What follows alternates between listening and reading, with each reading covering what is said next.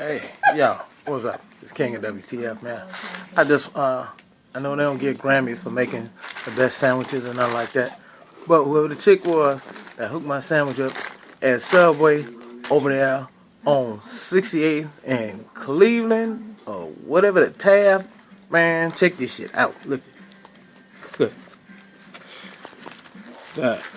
This got to weigh about good 4 pounds.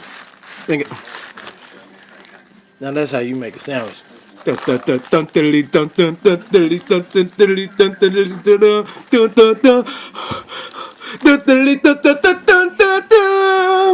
about to eat the mess out of this sandwich right here. When you order a sandwich, that's how you hook it up. That is a sandwich. I know I usually make my little videos and complain. This one here, hey, all praise to the old girl over there. So I'm gonna find out what her work schedule is, and then every time I order me a sandwich from Subway, I'll make sure she there. And she hooked that mug up. Alright.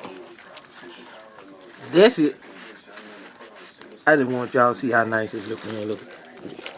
It looks so tasty. Beefy. Look at it. Eat fresh. Thank you.